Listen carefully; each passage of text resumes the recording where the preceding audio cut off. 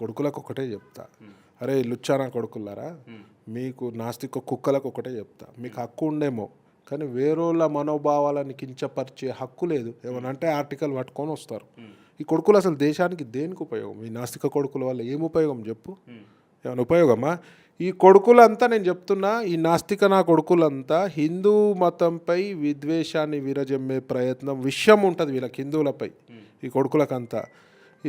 ఈ హిందువులపై విద్వేషంతో ఇట్లాంటి ప్రకటనలు ఇస్తారు. వీళ్ళంతా కూడా హిందూ మతంలో ఉన్న దొంగ క్రిస్టియన్లు, ఫస్ట్ అది గ్రహించండి.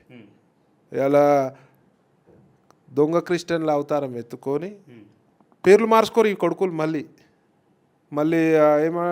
దేవుళ్ళ పేర్లు ఉంటాయి ఈ కొడుకులకంతా, సూర్య అని, రామ్ అని, అట్లా దేవుళ్ళ. అరే ఫస్ట్ మీరు దేవుళ్ళు మార్చుకోండి, మీరు డేవిడ్ అనో అబ్రాహం అనో ఆ పేర్లు ఉంటాయి కదా, గొర్రెల పేర్లు ఉంటాయి కదా, అవి పెట్టుకోండి. మాకు కూడా తెలుస్తుంది మీరు అసలు హిందువులా కాదని. మార్చుకోరు. ఎందుకు మార్చుకోరు తెలుసా?